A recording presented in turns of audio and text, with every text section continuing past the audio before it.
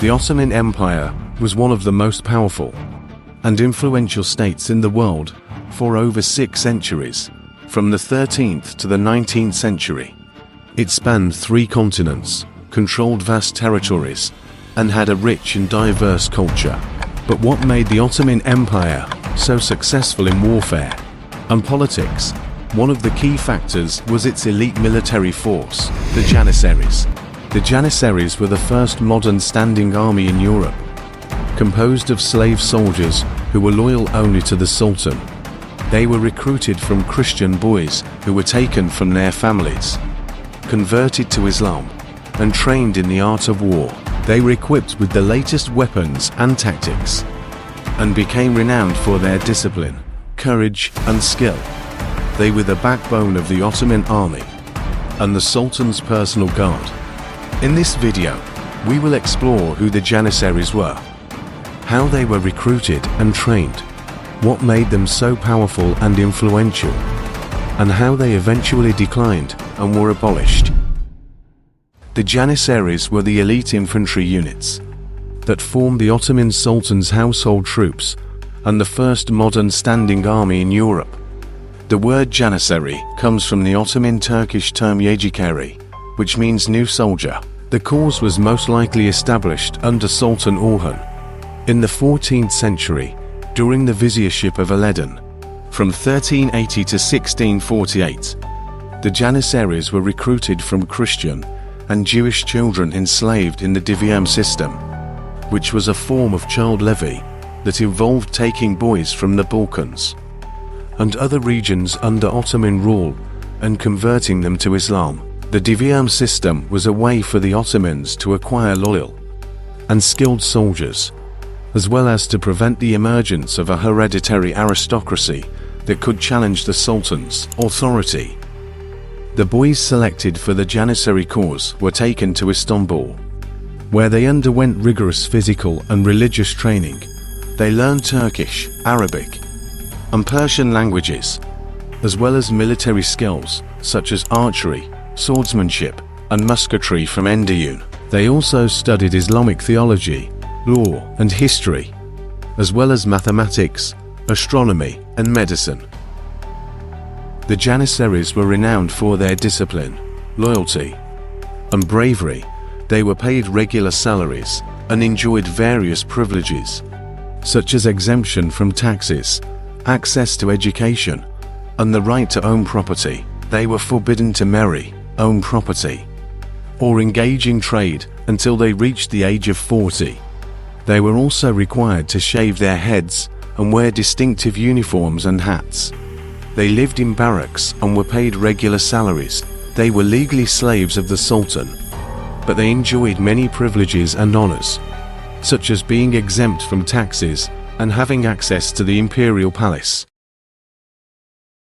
The Janissaries were a formidable military force that played a crucial role in the expansion and consolidation of the Ottoman Empire. They fought in many battles and sieges, such as the Battle of Kosovo, the Battle of Nicopolis, the Battle of Ankara, the Battle of Varna, the Fall of Constantinople, the Battle of Chaldiran, the Battle of Mohacs, the Siege of Vienna, and the Great Siege of Malta. They were known for their discipline, loyalty, and bravery, as well as their skill in using firearms and artillery.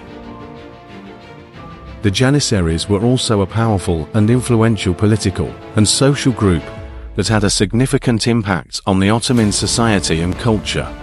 They were involved in various aspects of administration, education, arts, and sciences. They often acted as intermediaries between the Sultan and the people, and sometimes intervened in the succession and deposition of the sultans. They also formed their own guilds, associations, and brotherhoods, and developed their own traditions, rituals, and music. However, the Janissaries also became a source of problems and challenges for the Ottoman Empire, especially in the 17th and 18th centuries, as the size and cost of the cause increased. The quality and discipline of the soldiers declined. The divyam system was corrupted and replaced by voluntary enlistment and inheritance. The Janissaries became more interested in trade and commerce than in military service. They also became more rebellious and mutinous, demanding higher pay and privileges, and opposing any reforms or innovations that threatened their status and interests.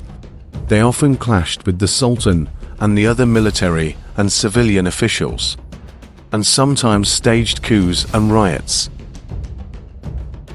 The Janissaries reached their peak of power and influence in the early 19th century, but they also faced their downfall and demise. In 1826, Sultan Mahmud II decided to abolish the Janissary Corps and replace it with a new modern army, called the Nizam-i-Jdid. The Sultan was ready to move against the Janissaries in favor of a more modern military. The Sultan informed them, through a fatwa, that he was forming a new army, organized and trained along modern European lines. He ordered the Janissaries to disband and surrender their weapons, but they refused and rose in rebellion. The Sultan then ordered his loyal troops to attack and suppress the Janissaries in a bloody event known as the Auspicious Incident. Thousands of Janissaries were killed or executed, and the rest were exiled or disbanded. The Janissary Corps was officially abolished, and its symbols and institutions were destroyed.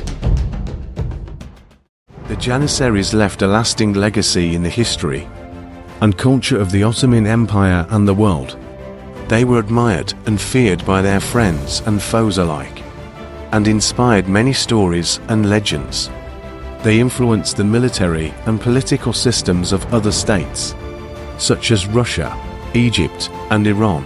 They also contributed to the arts, sciences, and religions of the Ottoman society, and left their mark on the architecture, cuisine, and language of the regions they ruled or visited. The Janissaries were more than just soldiers. They were a social and cultural phenomenon, a symbol of the Ottoman Empire's greatness and decline. They were the Janissaries, the elite corps of the Ottoman Empire.